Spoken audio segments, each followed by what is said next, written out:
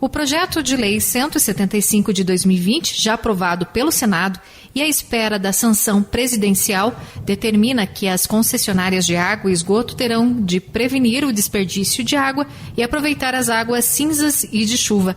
E esse projeto muda a lei do saneamento básico, ao impor que as empresas corrijam as falhas para evitar os vazamentos e perdas e ainda aumentar a eficiência e fiscalizar o sistema de distribuição para combater as ligações irregulares. Sobre esse assunto, eu vou conversar agora com o presidente da ABS Rio de Janeiro, Miguel Fernandes. Bem-vindo à CBN Cascavel. Muito obrigado, Franciele. É sempre um prazer falar com os ouvintes da CBN. Bom, quais são os benefícios dessa nova lei agora? Olha, é uma lei, é uma proposta, aprovada no Senado e para ser homologada pelo presidente. Ela chama atenção para temas importantes, como combate a perdas, ligações clandestinas, a vazamentos e o incentivo ao reuso das águas do esgoto, para determinados fins, e também o reaproveitamento de água de chuva. Porém, é uma lei que ela aborda o tema, mas sem criar metas, sem criar reais obrigações, sem criar dispositivos que viabilize esse tipo de ação.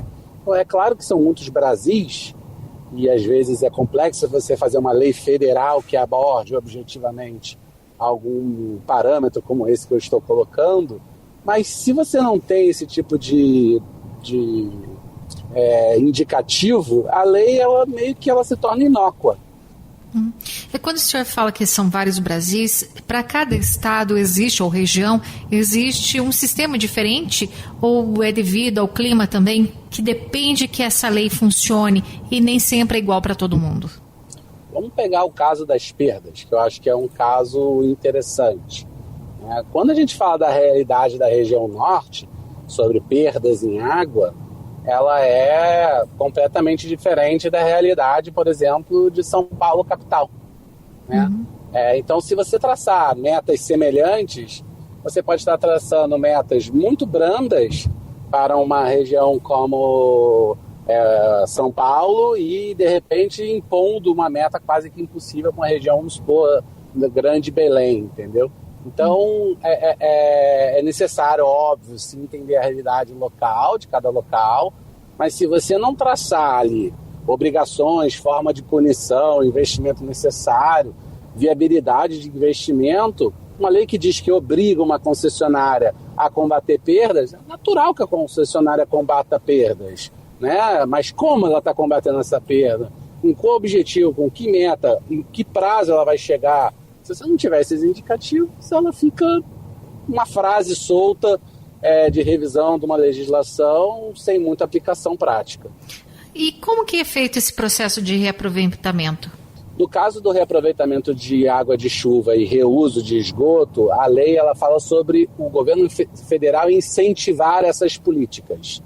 Eu acho até que ela tem como mais objetivo ali chamar a atenção do que realmente também propor algum tipo de investimento ou obrigação, Não acho que esteja ruim da forma como está na lei, porque, novamente, tanto o reuso como o reaproveitamento de água de chuva tem que ser analisado especificamente cada caso para ver a sua viabilidade técnica e econômica. Quando você generaliza, você pode estar aí, às vezes, incorrendo em questões assim, bem complexas que peguem uma edificação, às vezes, mais simples, algum tipo de realidade onde não faça sentido se falar sobre, por exemplo, reaproveitamento de água de chuva, e mesmo assim você obrigando, pode estar aí onerando muito o custo daquela edificação e depois até a sua operação. Num trechinho diz que cabe à União estimular o uso das águas pluviais e de águas servidas, especialmente as águas cinzas, resultados de processos como lavagem de louça e roupa, uso de chuveiro, paisagismo e utilizados em atividades agrícolas, florestais e industriais.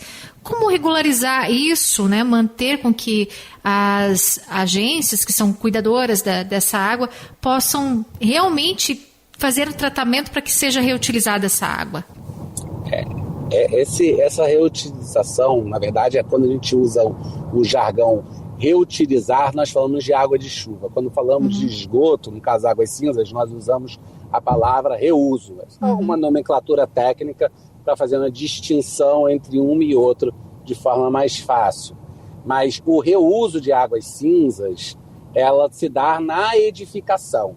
Então, o próprio cliente, né, o próprio morador ali, ou se for uma edificação comercial, o próprio gestor daquela edificação comercial, ali que você vai fazer esse reuso, porque quando esse esgoto vai parar no sistema de esgotamento sanitário das concessionárias, aí não tem essa distinção entre o que nós chamamos de águas servidas e águas imundas, ou águas cinzas e águas negras, né? Então, há uma união desses dois sistemas. E em virtude de diminuir os custos de um reuso, nós normalmente projetamos nas edificações só utilizando as águas servidas, que são as águas cinzas, que são essas que você citou, né? Que tem menos contato e menos carga orgânica, menos poluída, vamos dizer assim, e o tratamento pode ser feito de forma mais simplificada. O que cabe destacar é que essa água que foi tratada, ela vai ser reutilizada para fins não nobres, né? Normalmente ela vai ser utilizada para descarga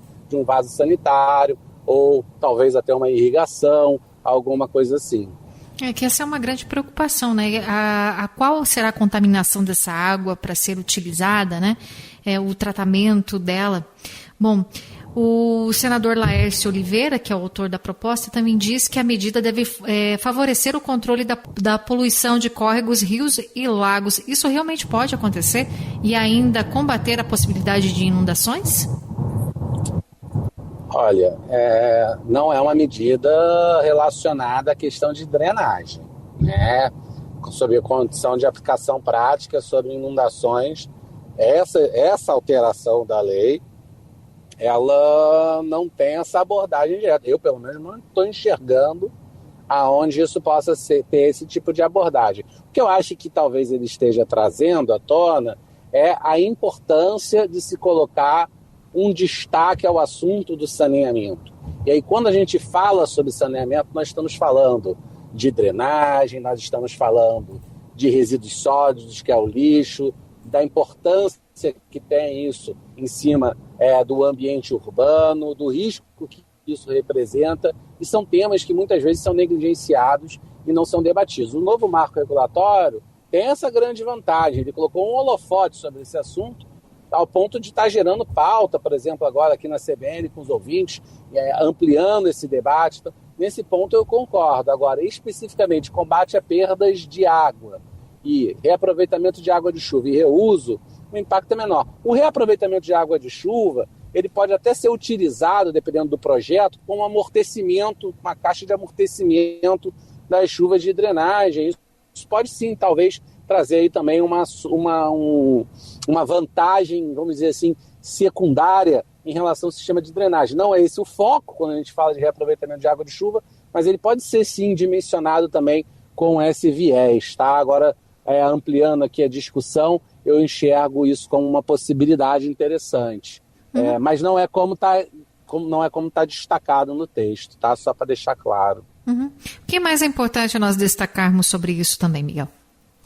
Eu acho que cabe colocar que o novo marco regulatório ele é um marco que traz a discussão, mas que tem muitos pontos que merecem ser, sim, revisitados e rediscutidos, mas principalmente para o avanço, né? Esse tem que ser o espírito de todos nós profissionais do setor de saneamento. A ABS Rio, né, a Associação Brasileira de Engenharia Sanitária e Ambiental, a seção do Rio de Janeiro, a qual eu estou presidindo hoje, ela tem trabalhado enfaticamente nesse sentido. Dentro do possível, a gente está sempre tentando trazer, né, o debate sobre o assunto, seja junto à imprensa, seja junto aos órgãos, entes correlatos, que participam dessa discussão, dentro da área técnica, atuando ali também em debate junto ao Ministério Público. Então, são muitos os players, né, são muitos os participantes desse debate, que é um assunto simples, em teoria, que é chegar o serviço de saneamento a todas as pessoas,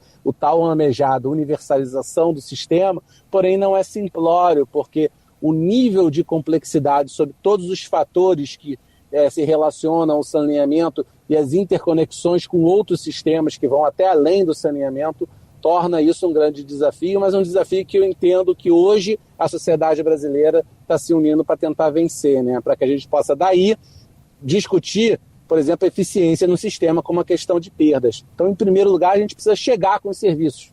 E aí sim, no segundo momento, eu acho que vale sim aprofundar nessa discussão, como o senador já está trazendo aí, né, chamando a atenção para o tema, como perdas, reuso, reaproveitamento, sem sombra de dúvidas. Muito obrigada pela sua participação, Miguel Fernandes, aqui na CBN. Eu que agradeço. Até mais. Até mais.